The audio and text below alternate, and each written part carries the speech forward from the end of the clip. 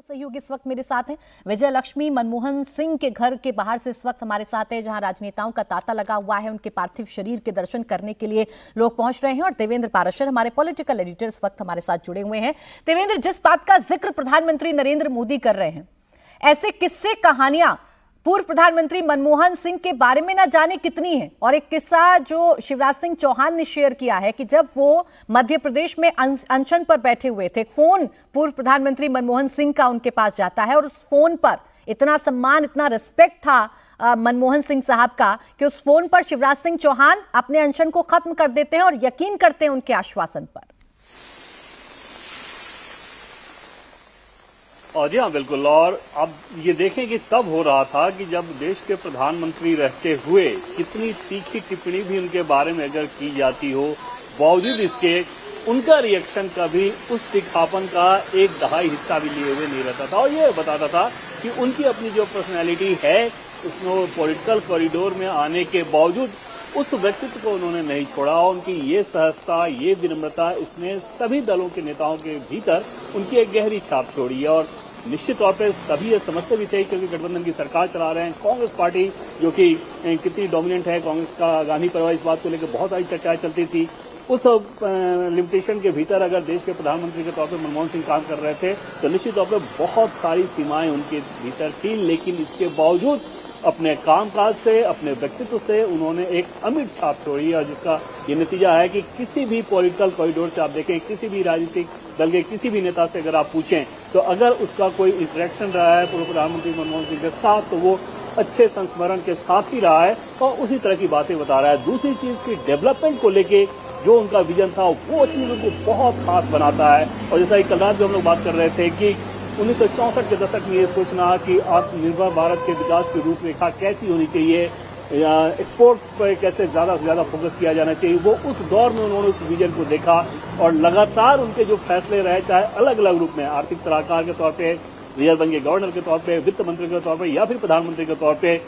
वो एक कंटिन्यूटी उसमें नजर आती है कि देश के आर्थिक विकास को कैसे गति देनी है। उसके लिए बाकायदा एक रोड मैप उनके दिमाग में था और उसको उसी तरह से उन्होंने इम्प्लीमेंट में किया। आमतौर पे होता है कि संसद में गर्मा गर्मी के बीच बहुत सारी तीखी टिप्पणियां निकल जाती हैं कई बार नेताओं के मुंह से, और लेकिन मनमोहन सिंह के साथ अभी कभी भी ऐसा नहीं हुआ कि कोई ऐसी बात उन्होंने कह दी। हाँ, बहुत कुछ कहा गया और शायरी के द्वारा अटैक किया गया, तो वो जरूर शायरी अभी सभी लोगों के दिमाग में होगी, जब सुषमा स्वराज और मनमोहन सिंह के बीच शाराना अंदाज में एक दूसरे के ऊपर राजनीतिक हमले किए जाते थे। लेकिन उसके अंदर भी शालीनता और मर्यादा का पूरी तरह से पालन किया जाता था, और ये चीज प्रधानमंत्री मनमोहन सिंह के, तब के प्रधानमंत्री मनमोहन सिंह के व्यक्तित्व को बहुत खास बनाती थी। बिल्कुल देवेंद्र, और उनका वो बयान, वो डायलॉग जरूर याद आता है कि चुप्पी हजारों शब्दों के जवाब से बेहतर है। और चुप रहा करते थे, शांत रहा करते थे, लेकिन अपने इसी शांत स्वभाव से कैसे जवाब देना है, कैसे किसी भी सिचुएशन से भारत को बाहर निकालना है, कैसे समन्वय बैठाना है, ये सब कुछ पूर्व प्रधानमंत्री डॉक्टर मनमोहन सिंह ने करके दिखाया है। विजय लक्ष्मी, आप बताइए, आपके पास क्या जानकारी है, कौन कौन राजनेता उनके घर अभी तक पहुंचा है और अभी किन किन के पहुंचने की संभावनाएं हैं? देखिए प्राची, सुबह सबसे पहले तो यहाँ पर गृह मंत्री आए, उसके बाद प्रधानमंत्री नरेंद्र मोदी आए, फिर राष्ट्रपति आई, उसके अलावा उपराष्ट्रपति भी यहाँ पर पहुंचे उनको श्रद्धांजलि देने के लिए। और इसके अलावा कांग्रेस पार्टी की अगर बात करें तो कांग्रेस के दोनों पूर्व अध्यक्ष राहुल गांधी और सोनिया गांधी दोनों सुबह उनके घर श्रद्धांजलि देने पहुंचे। मल्लिकार्जुन खड़गे भी आए, केसी वेणुगोपाल कल रात से ही यहाँ पर मौजूद हैं। अब इंतजार जो है वो किया जा रहा है डॉक्टर मनमोहन सिंह की बेटी का, जो विदेश में रहती हैं, उनके देर शाम भारत पहुंचने की उम्मीद है और उसके बाद ही आगे की जो प्रक्रिया है वो तय की जाएगी। अभी जानकारी के मुताबिक कल दिन में 11 बजे उनका पार्थिव शरीर कांग्रेस हेडक्वार्टर में रखा जाएगा। 1 घंटे के लिए उसको वहां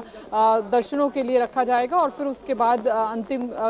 जो दर्शनों के लिए लोग वहां पर उनके अंतिम दर्शन कर पाएंगे और फिर उसके बाद क्रिमेशन के लिए ले जाया जाएगा। अभी जो है लगातार दोनों तरफ से, चाहे आप सत्ता पक्ष की बात करें या फिर विपक्ष के तमाम बड़े नेता जो हैं वो डॉक्टर मनमोहन सिंह के आवास पर दिल्ली में 3 मोती लाल नेहरू मार्ग पर लगातार पहुंच रहे हैं। चंद्रबाबू नायडू हमें बताया गया है, आंध्र प्रदेश के मुख्यमंत्री, वो थोड़ी देर में यहाँ पर पहुंचेंगे। इसके अलावा काफ़ी सारे नेता जो हैं, राजनाथ सिंह भी यहाँ पर आए। दोनों ही पार्टियों के जो नेता हैं वो यहाँ पर सुबह से तांता लगा हुआ है एक तरीके से राजनीतिक पार्टियों के नेताओं का यहाँ पर उनको श्रद्धांजलि देने के लिए। और जिस तरह से देवेंद्र ने भी बताया कि एक बहुत बड़ी शख्सियत थी जो अक्रॉस द पॉलिटिकल स्पेक्ट्रम, जिनकी रिस्पेक्ट थी और कभी किसी के लिए बुरे शब्दों का प्रयोग उन्होंने नहीं किया। उनके ऊपर तमाम तरह के मनमोहन से लेकर के रिमोट कंट्रोल्ड प्राइम मिनिस्टर जैसी शब्दावली उनके लिए प्रयोग की गई, लेकिन मनमोहन सिंह के कोई भी कटाक्ष या व्यंग्य किसी एक राजनेता के ऊपर या किसी एक राजनीतिक दल के प्रति आपको याद नहीं होंगे। वो हमेशा शांत थे, शालीन थे और यही उनका सौम्य स्वभाव था कि कभी भी वो किसी अपने आसपास के व्यक्ति को यह एहसास नहीं कराते थे कि मैं भारत का प्रधानमंत्री हूं या फिर मैं बिल्कुल विजय, और इसके पीछे की वजह अगर समझनी है तो पूर्व प्रधानमंत्री डॉक्टर मनमोहन सिंह के जन्म को देखना होगा, उनके परिवार को देखना होगा, उनके संघर्ष को देखना होगा, किस गरीबी में उन्होंने अपने जीवन को व्यतीत किया, किस गरीबी से निकलकर वो विदेश पढ़ने गए, लेकिन जब वो प्रधानमंत्री तक इस देश में बन गए तो वो ये नहीं भूले कि उनका बैकग्राउंड क्या है।